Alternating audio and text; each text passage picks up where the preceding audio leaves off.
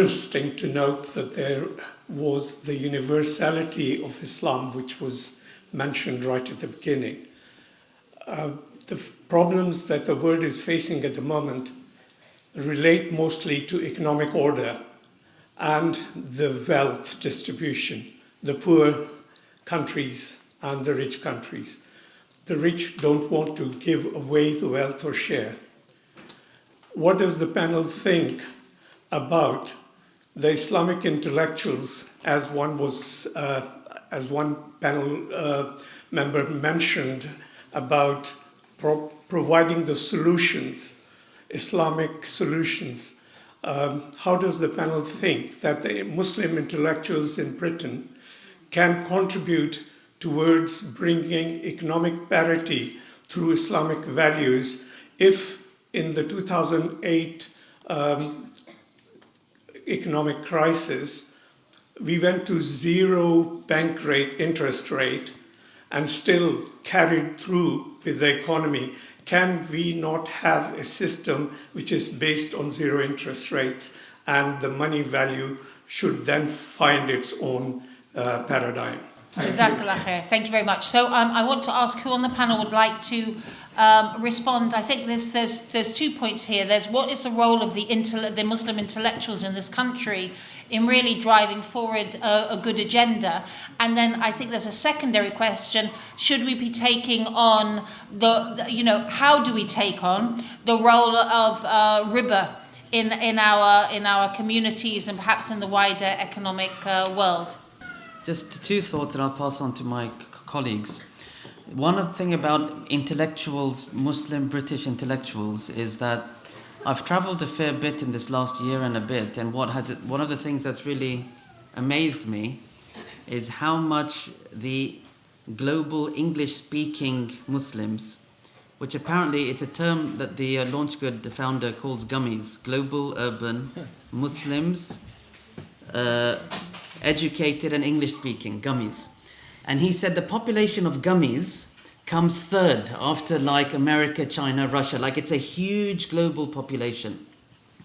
And what I've been so astonished by in my travels is how much attention global English-speaking Muslims give to our UK community. So channels like Paul's, channels like Jalal's Thinking Muslim, really people are following them globally. And globally, they're following UK politics. And so the truth of the matter is, whether it's because we're clever, whether it's because of the history of the British Empire, whether it's because of all these factors, maybe we can analyze why, we are on a platform. People are listening to us. Our contributions are meaningful. I just wanted to just make a small note that we are far bigger in impact than we might realize. This conversation might be far bigger in impact than we will realize. About the only other thing I want to add briefly about system solutions, I stress the place-based model a lot, because I think A, that's the model of the sacred law, but B, I think it's the model that leads to actual proper change. If you just think about a house of cards, it's a composition of places, and it leads to a larger whole. I do think that this country is an important country, as you all know. It sits on important tables. It has a founding role in many of the world's sins, if you like, whether it's Balfour Declaration and global banking. And there's so much that starts here. I think if we follow the model of place-based leadership, of platforms of thought leadership, I think we can, as UK Muslims, influence a lot. But we have to be proactive. We have to sit on all tables that we are able to sit on. We have to speak confidently and purposefully. There are really interesting alternatives to riba solutions. Like there's a East London-based, Stratford-based organisation called FIDA, PFIDA. They've got a long waiting list, unfortunately. There's really good solutions of risk-sharing, communal ways to buy property and other things. UK Muslims are leading. We just have to collaborate, coordinate, sit on the right tables and keep speaking. That's my just a simple comment. If you want to add anything else? Yep. Paul or... Just very briefly. I'm completely unable to respond to your very technical question, but on a slightly different way of looking at it, and just for 30 seconds, since my journey into Islam and discovering more about Sunni Islam and the normative Sunni faith, that the idea of Islamic rulership globally, the caliphate particularly, although it's for some reason very scary idea, but nevertheless it is part of normative Islam, and I long for the day, God willing, when Muslims, the Ummah, will be united again under just rulership, where questions like riba and other questions, defense of the Ummah, become a real tangible reality.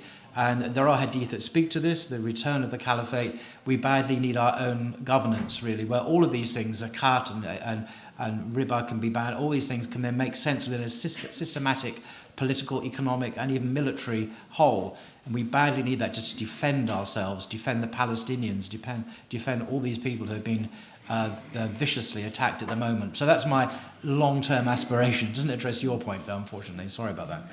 Like Paul mentioned, it's not my kind of area of expertise at all. But what I would ask, a floor question or a ceiling question. You know, have we got our floor in place where we can start to think about such issues? Because that's, you know, kind of like a governmental issue, really. You know, it's a big kind of topic. And what I would say is, from the masjid perspective, a lot of masajid work is actually firefighting. And so if we were to get our homes in order, then as a collective we can start to deal with some of these issues, some of these kind of intricate and technical issues, because we have the space to do so. I've had some dealings with Islamic schools in the past for my own daughters, and some of the teachers there were saying, look, the children arrived so illy socialized, so poor in their language skills, not because it's a second language, because actually our children can speak 3 languages or 4 languages, mashallah, tabarakallah. They should be equipped to excel, but is there stuff going wrong in our homes that is making them fall back at that early stage? We need to look to these as well. A couple of questions online, then I'll come back to the floor, please. Okay, anonymous question. Imam Ashraf on the universalism of Islam. Around half of Muslims here are migrants. How can we expect people to suddenly change their language and culture? So I think this is speaking to how do we have leadership that is of the people for the people when so many come from different places? How can that look? 50% of the Muslim community to suddenly change their language and culture. To change their language and culture.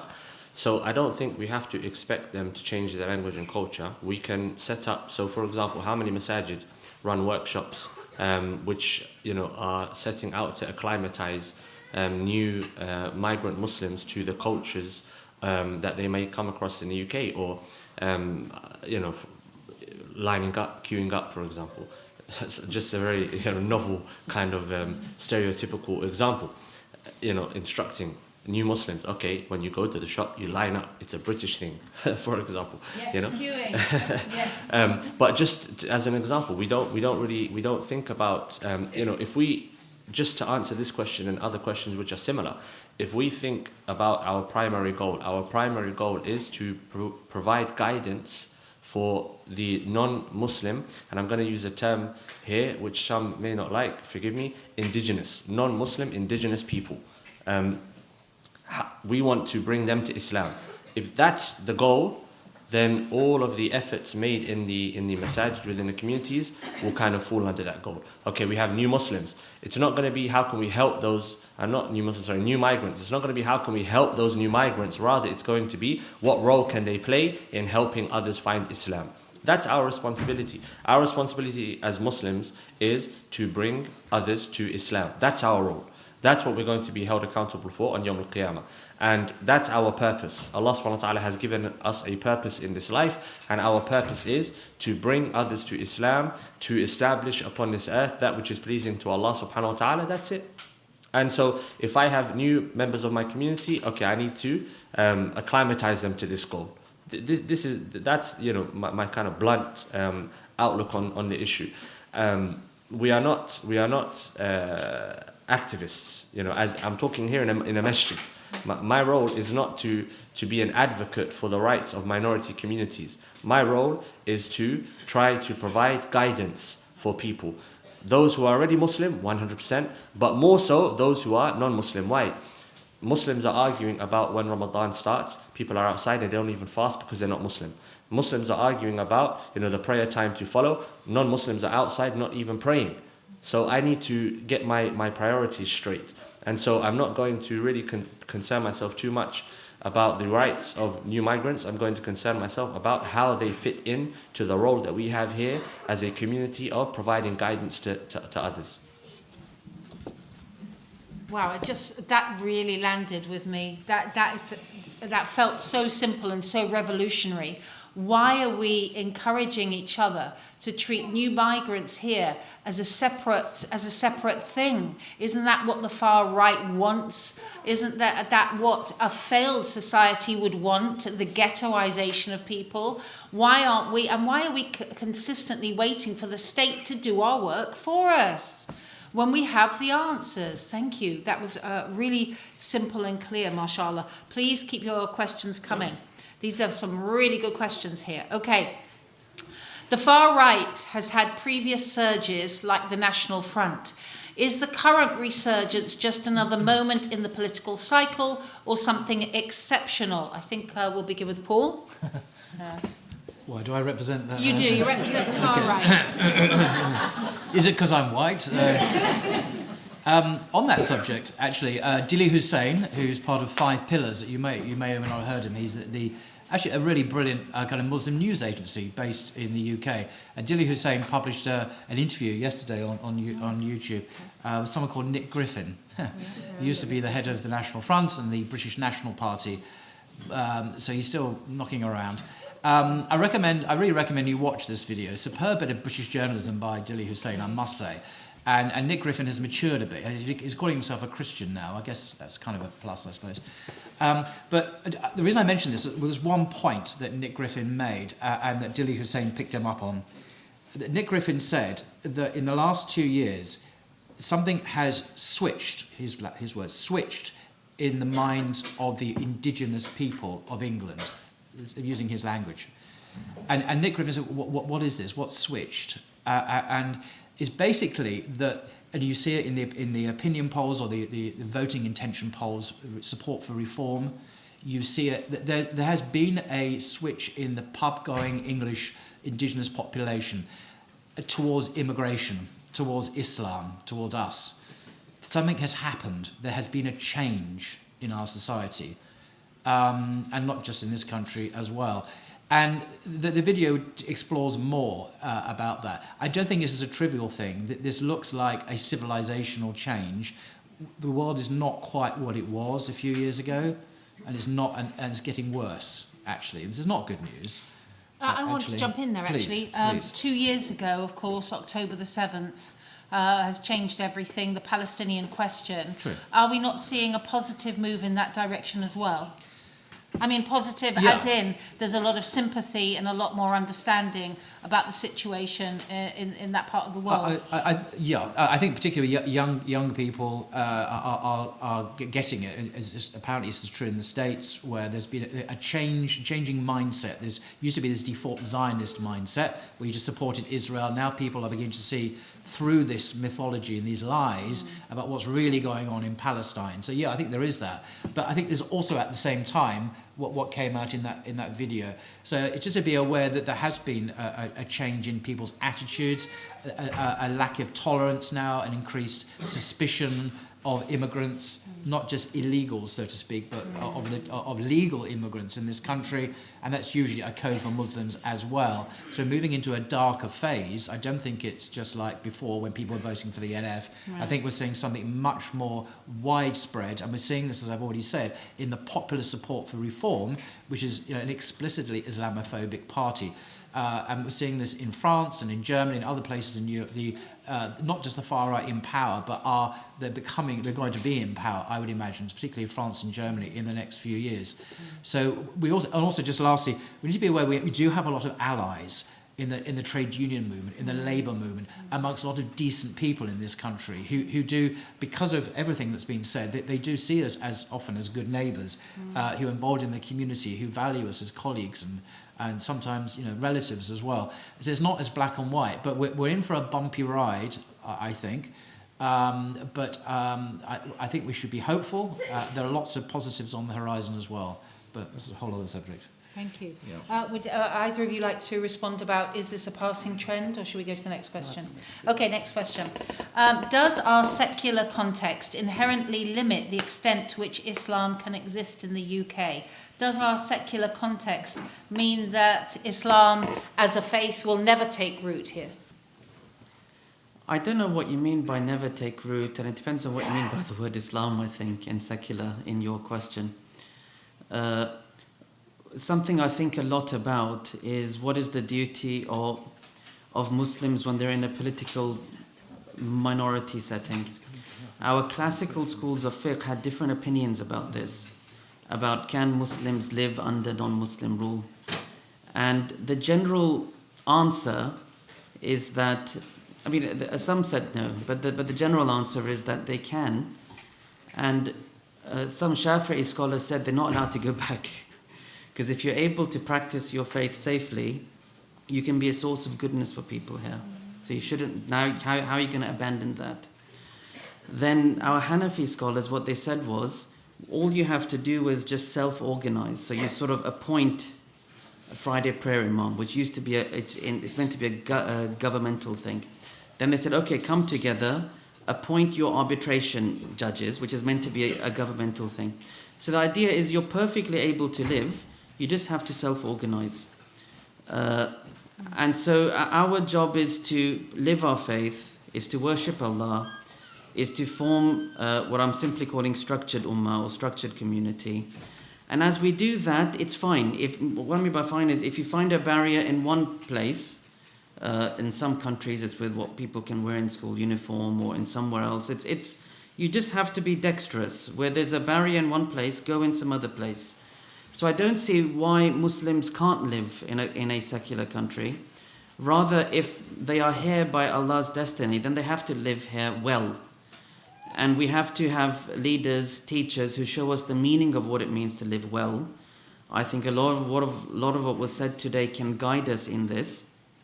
And I believe we have a duty and role to be a positive force for good. And I believe we have teachings that can save, as I've been saying today, a lot of things that are breaking here. So I don't see what the issue is within the question.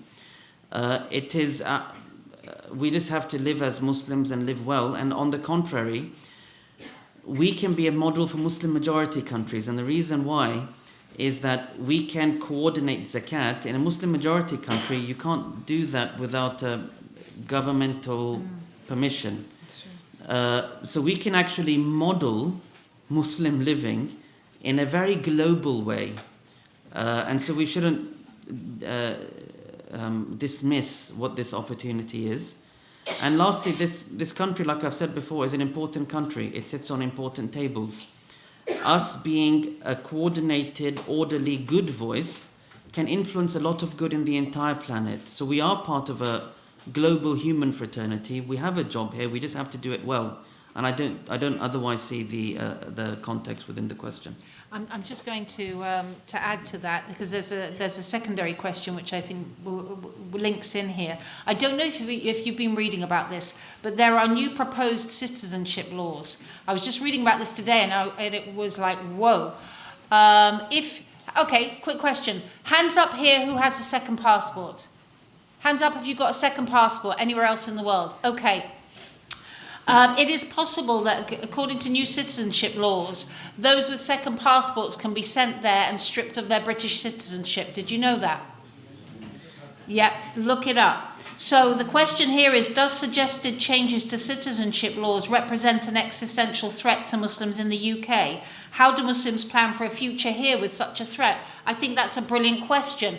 We're not supposed to be fear-based. We're supposed to be rooted here and give hope. But at the same time, these existential threats are coming at us from very real political directions. Perhaps I can go to Imam.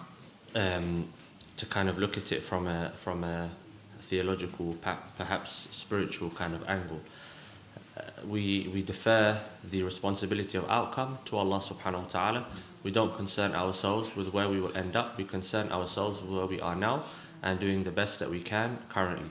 if I expend all of my effort in trying to be a source of guidance for others, and I end up sent back to, you know, a country or another, I say, Alhamdulillah, this is what Allah subhanahu wa ta'ala has decreed for me, and there will be barakah in that. It will be better. Maybe it will be a retirement kind of setup for me. I don't mean myself, I'm saying a person can look at it in that way. You know, the worries that we have, they tend to be attached to dunya. And, you know, dunya is not something that we have any control over. In reality, Allah subhanahu wa ta'ala has already determined. Allah has determined one's birthplace, one's place of death, and everything that happens in between. And Allah subhanahu wa ta'ala does not expect from us output. Allah subhanahu wa ta'ala only expects from us input, effort, al-ihsan. You know, if you do your best in effort, Allah subhanahu wa ta'ala is the one responsible for the output. And if I could just go back, if you don't mind, Dr. Lauren, to the issue of the far right. I think if you look at what's happening, and this is an opinion, you know, so correct me if I'm wrong. It's not based upon expertise, but if you look at what's happening, it seems to be a lot of problems are rooted in a crisis of identity, where, you know, rediscovery or questioning who am I and what's happening and so on and so forth is happening within many communities. And so for the Muslim community, I think it's very important that we do not react to that with the opposite, where we start to label things, that's far right narrative, that's far right rhetoric, that's far right, so on and so forth. We have to be clinical in our approach, and we listen to conversations. If someone is saying that I don't like immigrants, ask the question, why? What is it that you don't like about them? Listen to them, hear what they have to say, and then assess, are they correct in what they're saying? If there are some things they are saying that are correct, let's address those issues. And if you can see that it's coming from a place of pure hatred, then, you know, at least you've given that person a chance. I know of many individuals that were once far right, if you like. They're now Muslim. They were a part of you know, racist groups, and perhaps would have been described as racists previously, but they're now Muslims. What changed? Their interaction with Muslims. They came to meet real Muslims, and their, you know, the caricatures of the Muslim or Islam were challenged. The preconceived kind of images that they had of Muslims and Islam were challenged, and that led to them eventually becoming Muslim. So if we do what we should be doing, I believe, we don't have to worry too much about, you know, the likes of Tommy Robinson and his ilk. And we also have to ask a final question just to conclude. Why is it that their voice is becoming so loud lately? Maybe there is a kind of inclination, a natural inclination from certain parts of society towards their rhetoric. But could it also be that they are being heavily funded and heavily pushed in response to the uptake of Islam that is taking place within many communities today? And where is that funding and where is that push coming from? You know, as they say, follow the money, and you can arrive at some conclusions.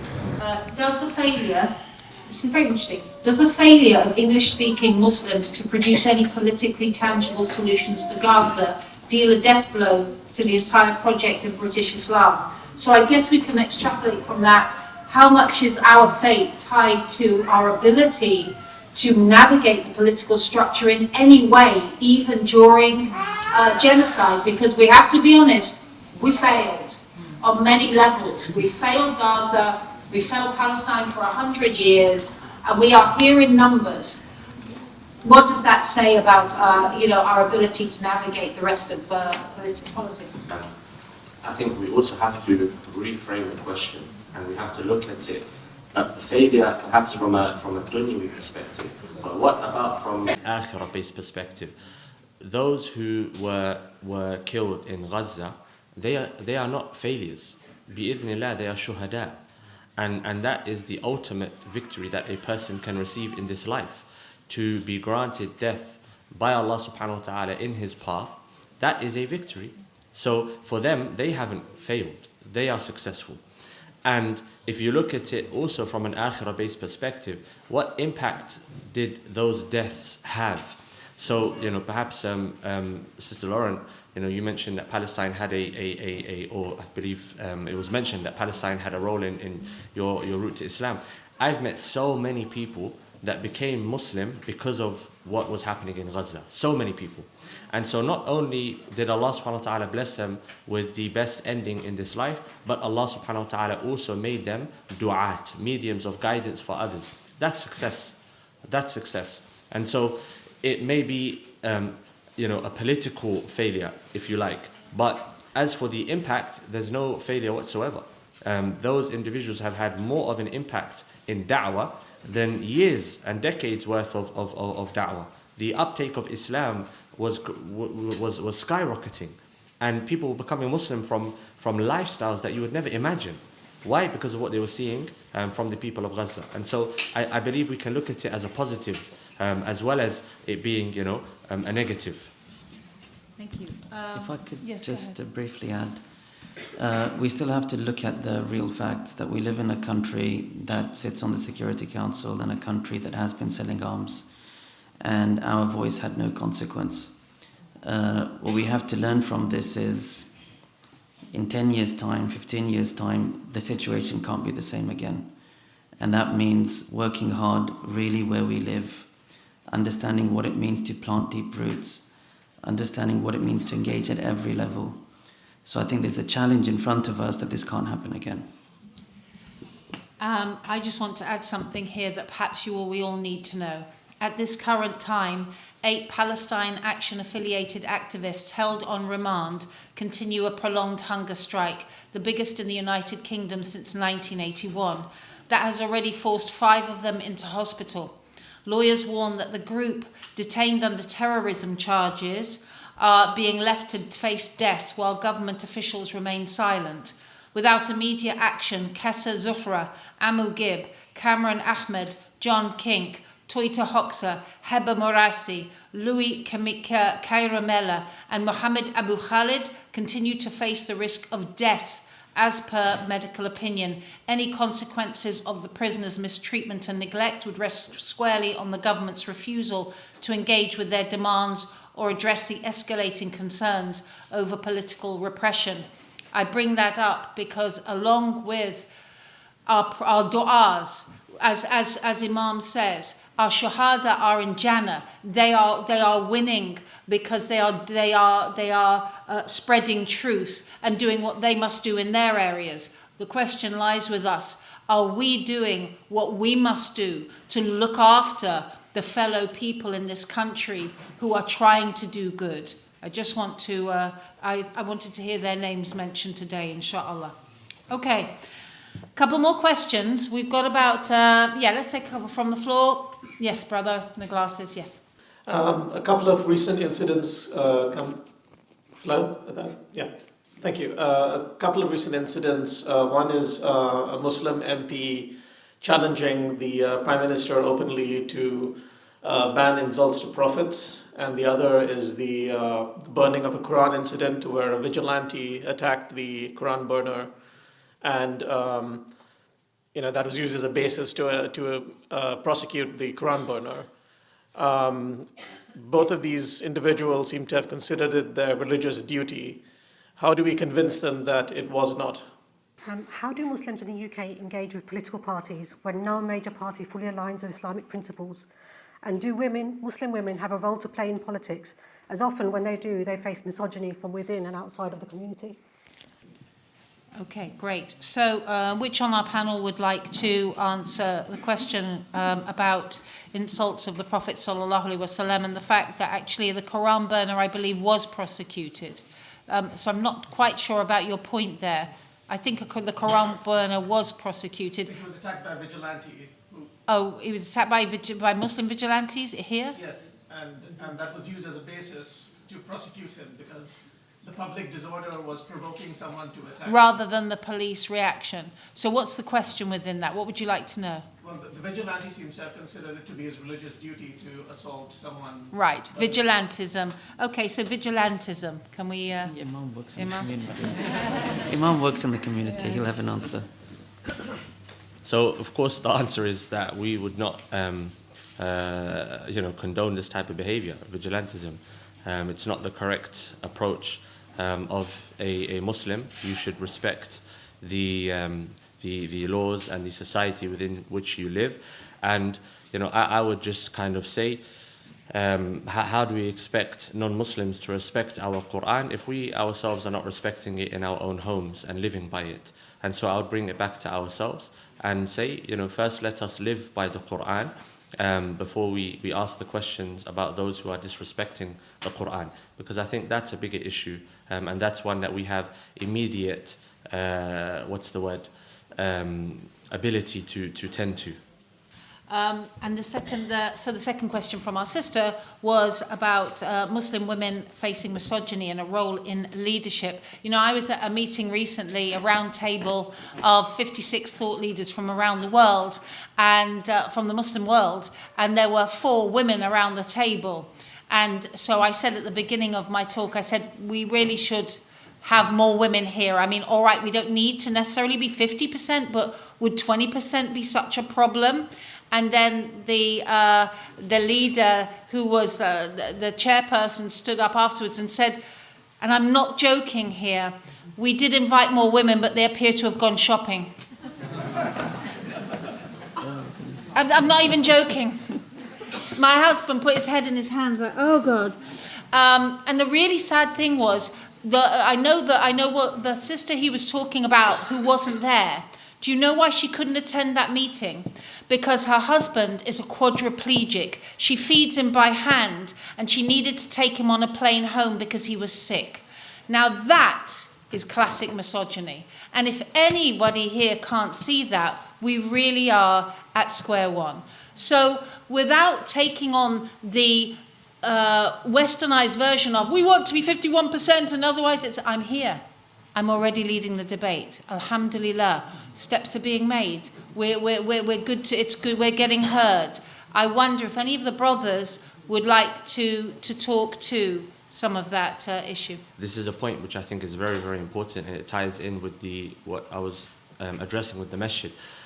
The role of the woman within our communities is extremely significant. The woman, she is the backbone of the home in reality, and the mother tongue has been labeled so because the child learns from the mother. The child learns communication. The child learns habits. There's so much. The masajid are expecting our women to be upright and righteous and morally astute, but yet they do not provide a space for women to find that righteousness and that guidance. Alhamdulillah, here, the women have a place, but if you go to many masajid within the UK, the old argument of the woman should pray at home is still being used to justify not having a space for women. But you have to contextualize this. Fiqh it's contextual in its approach. I'll give you an example. Within some subcontinent countries, there is no space within the masajid for women. But if you go to places like Turkey, there are spaces for women. Both of these lands are practicing the Ḥanafī school of fiqh, which shows you the contextualization which is based upon the area. And you have to ask, why this is not taking place? Why is it that the masajid don't have a space for women? It's a very, very important point to address. Is it acceptable in this country, in your opinion, to have a masjid now with no space for women? No, of course, it's not acceptable at all to have a masjid which has no space for women. It's not acceptable at all, and it has to be addressed. As a father of daughters, sometimes I struggle to take my daughters to a masjid. And I would like them to receive Islam just as I would like younger brothers to receive Islam, and it's a real big issue. You see the impact of this when you're dealing with families. When you're dealing with families, you see the impact that it has on women when women do not have a place to pray, a place to meet Allah. For men, we take it for granted. You come to Jum'ah, you receive a 20 to 25, 30-minute reminder. That has an impact on you. Women don't receive that in many cases. The mental health aspect, men, you can probably relate. During the COVID lockdown, it affected many many men were affected mentally due to being in the home all the time. Now ask yourself, what impact is it having on the women of Muslim communities that are expected to be in the home all the time? You know, it's a big issue that has to be addressed, and it's a part of the whole masjid issue. The Prophet ﷺ's masjid had a place for women, and it can be argued, okay, they changed it afterwards because of the fitna and so on and so forth. You cannot avoid fitna in this country. You're going to restrict your women from accessing the masjid, but you're going to interact with a woman when you go to the shop. You're going to deal with a woman when you get on the bus, on the train, in institutions of education. It's a big issue and an issue that needs to be addressed. And one of the ways that we can make quick progress in developing our communities by providing a space for women within our masajid. It's extremely important. Please. Just there was a part of that question about working with in the space of party politics if we don't agree with all of their values. So just on that point, I just wanted to say that if we agree with the premise that our sacred law is communal, then our sacred law is political, in as much as politics is coordinated action. And so my recommendation to everyone here is to realize you are political agents, and your first journey is coordinating in your communities, and your second journey is understanding how to bring that coordination into a public partnership. None of that is party politics, but it's the real brickwork of political activism in this country. After that, my advice for those who are able and capable is to think how you can engage with the local political structure in a positive way for the people who live in this locality. After that, there is the space of party politics. All I'll say to that is find teachers who can guide and advise you. It is not a condition that you agree with everybody that you are working with. I met recently the deputy leader of the Green Party. He's a graduate from Darul Uloom. He's done an iftar course. He's a deputy part of a very left-leaning party which has a lot of values we wouldn't agree with, and he's charting his course in a learned way. So it is possible. We need teachers to guide and advise, but I wouldn't just cross it out altogether. Interesting. We have a question from the back, and then a question from the front. Okay, so my question's on the intellectual front. Perhaps a couple of questions. First one is perhaps more to our sister Lauren and brother Paul. Tim Winter, Sheikh Abdul Hakim Murad, who you quoted, he mentioned we need to kind of create a Islam that speaks in the language of Britain, of our context. And I think, what does that look like? Because at the moment we present Islam like a chicken tikka biryani. Do we need like a halal shepherd's pie version of Islam that people can understand? And I think it connects with my second question to the panel, is our intellectuals. I think we have a lot of doctors and PhD and people with highly qualified in Islamic studies, but I think they're not. Do you not think we're not interfacing with the non-Muslim intellectuals? Rather, we become like specialists for the Muslim community rather than being able to interact with the non-Muslim intelligentsia. And hence, it links back to the first question, don't we need a more colloquial Islam that makes sense to people? So like we watch EastEnders, we understand people's struggles. I mean, I know that's a drama, but, you know, people don't they look at us as foreigners and having a foreign culture, or, you know, I think the panelists talked about that. So how is that possible? Brother Paul basically touched upon the caliphate, and my question is, us living in the West, what can we practically do to support the cause for the reestablishment of the caliphate? And I think it's also important to consider that a strong, stable Muslim world will benefit the Muslims globally, will also benefit the West as well, and a strong, stable Muslim world will be a force for good, and it will be the voice for the voiceless, for the oppressed, and for the poor as well. So, yeah, us living in the West, practically, what can we do to support the cause for the reestablishment of the caliphate? Thank you. Okay, so to go back to your question, brother, Islam in the language of the context. So, yeah, I think there's a couple of things we can do. First of all, stop seeing converts as burdens and as charity cases. I was actually with an organisation up north volunteering, and I was introduced This happened, and it broke something in me, actually. This is about 6 years ago. I was introduced to colonels and generals from the British Army as, this is Lauren Booth, she used to be someone great, now she volunteers for us. And the general kind of looked at me like, I'm sorry. I'm like, I know. I went away and I cried. I was so humiliated. That same organization, by the way, was raising money for converts. And there were me and other two highly professional brothers who are converted to Islam, who are businessmen. And they said, we do a lot of charity for converts. Look, Sister Lauren and these two brothers are there, and we're helping them. And we're like, wow, wow. I mean, really, I don't want to get too personal about this or angry, alhamdulillah. We're very satisfied with Allah's decree. Can we stop and start actually energizing and utilizing the energy of people whom Allah is bringing to Islam for a purpose?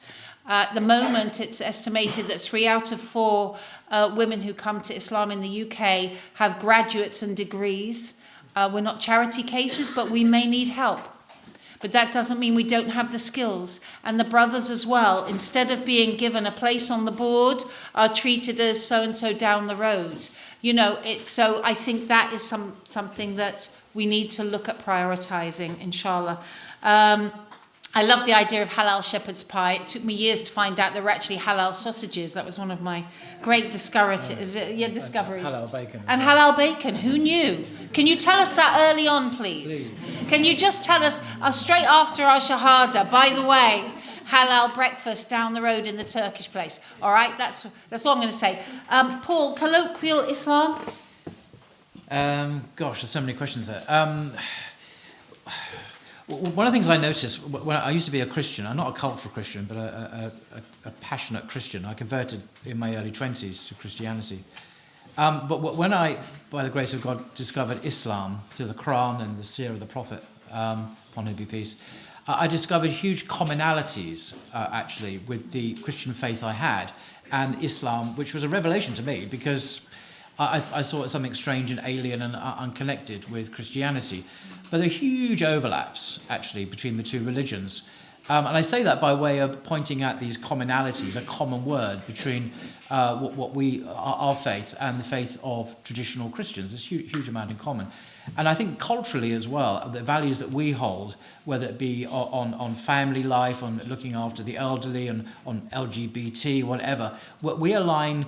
Like someone said recently in America, a Muslim said in America, we align with a lot of Trump values, you know, so that the so-called Republican values. There is an overlap there, and there is a common cause to some extent. There is an overlap. Now, obviously, in other issues, there's definitely not an overlap. But there are these interesting points of contact that we have with the indigenous, you can put it that way, Christian culture of the West in those shared values. I think... the question about the caliphate, I know we're running out of time. I don't have any detailed strategies about how to promote it. I just think talking about it is so important. Normalizing it, seeing it as it is. And I had to discover this for myself. This is normative Sunni Islam. There is no sect that I'm aware of that doesn't have the caliphate as part of its fard or normativity at all. We all believe in Islamic governance. We all believe in justice. We all believe in the shield that protects Muslims. We all believe in one ummah and Muslim unity. These are fundamental Islamic values, whether you're talking about Al-Ghazali or Ibn Taymiyyah or Ibn Arabi or whatever, Ibn Sina. They all accepted this fundamental reality. It's all part of the 4 schools as well. So we need to talk about it, normalize it, and aspire to it, you know, as this great vision for us to protect us from all the harms that afflict the ummah. So I don't have a political strategy. I just want us to talk about it, which is why I'm vocalizing it today, to make it normal again, to talk about this. Now, it's highly stigmatized in the West because of, you know, these deformed terrorist groups like ISIS, which we have absolutely no. I was in Syria recently. You know, ISIS are attacking Muslims in Syria, and the new Syrian government are pushing back against these terror. We're not talking about that. We're talking about mainstream normative, the caliphate. The caliphate that Al-Ghazali would have supported, and Ibn Taymiyyah and others, as I say. So we need to talk about it, have that conversation. I think that's such a positive thing. Thank you. And Imam has a response. Just to kind of like touch on something that Sister Lauren mentioned, because I mentioned earlier cultural sensitivity and cultural representation, and so I think we also have to be very wary of tokenism, where we have an attempt to be culturally representative via things like food and other things alone. It should be cultural representation, cultural sensitivity, which has been being led by those who are kind of culturally astute, and so as Lauren mentioned, rather than kind of looking at new Muslims, converts, reverts, and even that term, like for how long is a person considered a new Muslim or a convert or a revert? These terms were not used for the Sahaba, but the point being is that leadership needs to be true leadership, led by those who understand the land. We need to become a little bit, less hands-off with the reins sometimes. And if there are individuals that have become Muslim or born into Islam from the land, let them decide, okay, let's go in this direction because we want to bring our people to Islam. And it might sound controversial, but when you come from a people ethnically, you have more of a desire and they want to see those people find Islam. And so we have to appreciate this. We have to appreciate this. And just to share something a bit personal, sometimes I'm stuck in between. It's a bit of a conundrum because I'm mixed race. So my father is Egyptian, my mother is English. And alhamdulillah, she took her shahada last year. But so for me, it's there's a bit of, when people talk about English or England as if it's kind of like not a target for Muslims to take care of or to look after. It's a bit of a I find myself in the middle because this is a part of my heritage as well, this land. And so it's important to let people who have a desire for the people to become Muslim lead. Just like some Muslims will lead in other countries, let the people here that have a connection to the people lead, because they want what's best for their people, just like you want what's best for your family. And I sound like I'm saying something controversial when I say it, but I do feel that it has to be said. So time is running away from us, and I think we can take... I think what we'd like to do now, actually, rather than take more questions, is I did promise that I would ask you for your success stories and perhaps some suggestions. So I'm going to offer two of a brother and a sister a chance to offer something that they're doing or have done or is happening in their community, and then we will wrap up with a minute or 2 minutes from our panel, inshallah. Okay? Yes, brother here. I'm not just with your voice, please. Wa alaikum salam wa rahmatullah. Statement. There's no personal experience with this, but a statement: what's good for Muslims is good for society, and what's good for society is good for Muslims. Thank you very much. MashaAllah, good summary there. MashaAllah. Is anybody involved in a program right now that they're like, we should know about this? Okay, you know what? The fact that we don't all have our hands up is the issue.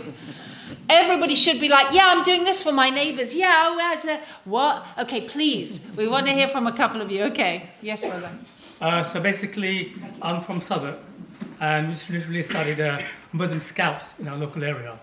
So alhamdulillah, it's going really well at the moment. Yeah, but also do some, every Friday we're covering the 99 names of Allah subhanahu wa ta'ala for the local community. MashaAllah. And what impact are you seeing on the young people who you're mentoring through this? Yeah, they're really keen, in fact. And basically the whole point is to get them to be more independent of their thinking and leadership skills. So, alhamdulillah, they really enjoy because it's activity-based. MashaAllah. Thank you very much. Activity-based. Wonderful. Yes, sister in the green? In my spare time, I'm a trustee for the Royal Society of Chemistry. And one of the things we were trying to tackle is the number of ethnic minorities in chemistry. So I started to support that, and we've had a massive increase in the number of ethnic minorities, but specifically we've had a large volume of Muslim brothers and sisters, And it's the small things that we do. For example, in the events that we hold, we always have a prayer room. So it just takes one voice. So I'm really proud of that. Mashallah, well done. And thank you so much. Keep doing what you're doing. You know, peck away in your area. Make that difference. Make accessibility a thing. Thank you so much. 2 more hands. Okay, yes? Well, we're now talking about what you're doing and what you'd like us to know about. And by the way, do use the QR code or do look up Dialogue in Islam and send your ideas. We want to build a movement here. We want to build, not just a panel of talk, but a panel of action, okay? So we love hearing what you're doing. I'll go to the brother here and then a sister at the back. Yes. Yes, sister. I'm just doing for street dog for the last 6 months. Okay. And I had to meet a lot of people. And people are like quite sympathized towards Islam. So when I started, I thought like it was quite scary.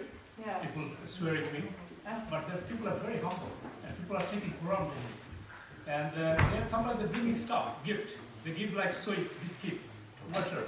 So is there, people are ready. So we have to have like actively come out and helping people. May Allah bless you. Where can we find, where are you doing speed dawah and who can join? Today I did King Cross, like front of the King Cross station.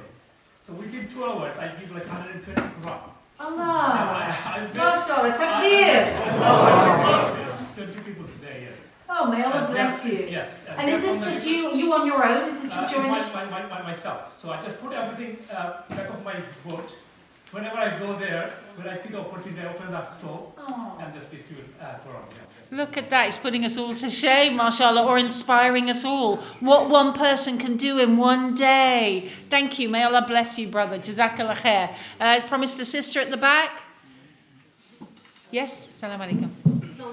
Yeah, I run a youth project called Enlightened Minds. We set that up a few years ago and deliver workshops for young sisters on challenging topics. And the idea is to help them think critically and explore issues such as body image, hijab, identity. But what I'd like to say in terms of the insight I've gained from that project, and is linked to a question I had, I tried to be clever and thread in the question, but it has given me insight into understanding that our young people have a lot of everyday challenges and they're just grappling with dealing with those issues. And they've been, if you like, at the receiving end of a consumer, capitalist, liberal culture and absorbed so much of this. And today we're talking about really the other end of the spectrum from our community, which is to be active change makers, to create positive impact. And so we have a lot to deal with, and I think that came up this evening. But what I'd say is, meeting young people and having these discussions over the course of the last few years, and especially during the 2 years of genocide, it's really evident that we have a lack of unity and leadership on this issue of our role in this society. And that does require a degree of consensus amongst the thought leaders, amongst the community leaders, amongst the masajid. And it seems that we're still quite a far way off from that. Even our respected, esteemed panelists today, there's a spectrum of thought, an array of ideas about what is it that we should be doing to make a positive impact. And I'll take my last point, really. Last point I would like to say is, at the beginning there was a question that Imam Dabous mentioned. He said we should explore what do we mean by positive impact. And I feel like before we close today, we really do need to answer that. What does positive impact mean? How do we measure it? Because I'm sure if we ask 10 people here, or 20 or 30, we'd all have a slightly different idea. Thank you. Actually, that's a wonderful way to begin our wrap-up. I think we will use that as a bouncing off point. We were here to talk about how to have a positive impact. I'd like to, what does that actually look like? From what you've heard today, have your ideas changed, panelists? Have you learned something? Is there something missing that you'd like to share with us? And how would the world look if we had a positive impact? And what must we do? In 2 minutes? Okay, try your best. 2 minutes. Good grief. Yeah, this is going to be very, very niche. I'm just wondering how I would engage with educated English folk, and a lot of educated English people around. And I to just give 3 examples. I would reference some of the leading luminaries, the greatest lights of Western civilization or British civilization. Adam Smith, the great Scottish economist and historian, he wrote very eloquently in appreciation of Islamic governance, actually, in the Ottoman Empire at that time. He admired it, and he said that we should look to this for help. This Adam Smith, a great Scottish historian and economist, the gentleman there. Shakespeare, who I love. I mean, Shakespeare's plays are extraordinary, and his poetry as well. A lot of his plays evince an Islamic understanding of God, I discovered. Like The Merchant of Venice, the quality of mercy is not strained and so on. If you look at this is very Islamic. And I mention this because these are points of contact that I can have and others can have. When we're talking about Islam and these points of contact with Adam Smith, Shakespeare, then there's John Locke, who's probably appreciated more in the States than here. He's quoted in the Declaration of Independence. He's a key political figure and a founder of modern political liberalism. Yeah, he was heavily influenced in his understanding of tolerance by Islamic ideas about pluralism within the Muslim world. And that this came from his time at Oxford and Cambridge, where one of his supervisors spent a lot of time in the Muslim world. So you can see how his thought... Now, why do I mention John Locke? Because he's this absolutely seminal political thinker in the West, and yet he was impacted by this Islamic understanding of tolerance. How many English people know about that? So we can make these connections between I can go on and on, by the way, I'm not. Adam Smith, Shakespeare, and John Locke. You won't get three more important guys than that in our intellectual heritage. But we can speak meaningfully about these people as Muslims, actually. And I think that's really exciting, and I long to do that. I rarely get the chance to do that, to be honest, but I long to talk to people about this, just so they can understand that we're not complete outsiders, that we are part of European history, part of English intellectual life, in ways that you never have understood had we not spoken of it before. Inshallah. Barakallah feek. Thanks very much. And Dr. Sohail, your summary. Thank you very much. First of all, I'm extremely impressed by the quality of questions and the quality of the projects here. So I'm maybe not the right person to advise after I've learnt more about who I'm speaking to. But just in brief, just the thing I'd like to end with is each one of us has a surplus of something, time, wealth, skills. Please put some of that surplus to serving community. This is at its core a communal faith. We will never succeed except in following the teachings of the Prophet who was sent to us. And this Prophet loved community. Our Sufi Sheikh said our Prophet's unique name is Abdul Jami', the servant of the gatherer, the one who brings together. Quran means the gatherer. It brings together all of the books. Our Prophet loved many hands over a plate. He loved when his companions camped at night, that they camped close to each other. He loved prayers where people stand shoulder to shoulder. There's nothing he loves more from us than to build an ever larger collective. So if you want to strive for something, strive to build the collective. Serve with your surplus, and you have wonderful projects in this room, but our problem is our great projects are like mavericks. My project here is better than some project somewhere else. We want to connect them so it becomes a norm. We have to set standards for our mosques and our welfare projects, but it takes a lot of grassroots-based collaboration and leadership formation. The question of caliphate, if it's a North Star of a leadership for a faith community, it starts in places like this. Model it where you live, and then connect the nodes of leadership. It can connect globally and internationally. That's all I wish to say. I think we only have one future, and it's to really follow Abdul Jami'. It's to really follow the one who is the servant of the one who brings together. We have to bring ourselves together, bring our hearts together, bring our local projects together, and we will bring a country together that is feeling so fragmented. Thank you. What I would say is to define positive outcome, it's very simple, and it is to please Allah subhanahu wa ta'ala. And some will please Allah in having grand ideas and projects. Others will please Allah through simple acts of worship and dedication. And so as long as you are pleasing Allah subhanahu wa ta'ala, you have achieved a positive outcome.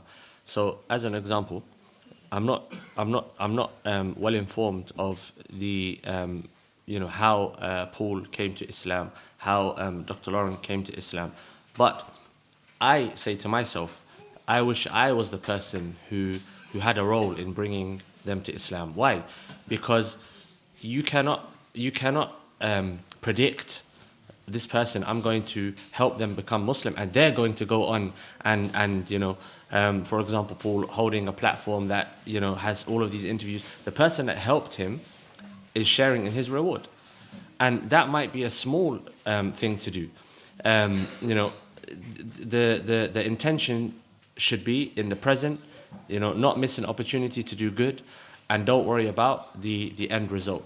If you look at the Prophet ﷺ, the Prophet ﷺ was following the path of Allah subhanahu wa ta'ala without necessarily knowing what would take place after the step that he was currently taking, step by step. And you look at great organizations, and I think we live in an age of performance, where people will sell you that you have to have a grand this and a grand that and formulate this and formulate that. But you look at some of the biggest organizations, and they started in a garage in a home somewhere. They started as a reaction to something, and slowly, organically, naturally they built up to become what they are today, what they were in the past, etc. And so, just to kind of give a sentence in place of the waffle, try to please Allah subhanahu wa ta'ala, and you will have a positive output. If you try to be a good Muslim, if you're a wife, be a good wife. If you're a husband, be a good husband. If you're a father, be a good father. If you're a mother, be a good mother. If you work, be a good worker. Whatever you do, do it with Allah subhanahu wa ta'ala in mind, and you will have a positive impact on everyone around you. And that's a very easy thing to do. And just to conclude, before the mic is taken away, I would like to ask you all to do something for me. And I'm asking you to do it, really. Take a few seconds and make the intention that Allah subhanahu wa ta'ala makes you a means of guiding someone to Islam. Make the intention. Don't say Ameen. Make the intention. Take a few seconds. Before I give the mic back, take a few seconds and say in your heart, oh Allah, use me to bring someone to Islam. Make that intention. Allah subhanahu wa ta'ala is the facilitator of results. Abu Hurairah, he said, Ustuq ma'Allah, yastuq ma'ak. Be sincere with Allah, and Allah will be sincere with you. Meaning, Allah will facilitate that which you are sincere about. So make the intention.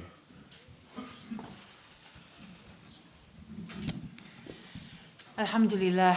Well, that's, again, I'd just like to say no more comments, I'm afraid. We've been impressed by the level of questions here. We've been impressed by your engagement. We've been very impressed by all of the different resources that the panelists have brought here, and the amazing volunteers who have made this possible by Allah's grace, and the organisation Dialogue in Islam, which we pray will grow, because we need these conversations and we need this diversity of context and content. We need these points of contact, as Paul has said. And I end with this. Never ever give up on the people around you. I was once on a plane from Qatar, and the man in front of me was a big English guy, and he was sweating beer. I'm not kidding you. And in my mind on the gangplank, I was thinking, please God, don't sit me next to him. And so when the hostess said, well, where are you sitting? He said 25E, and I'm 25F. I'm like, Ya Allah.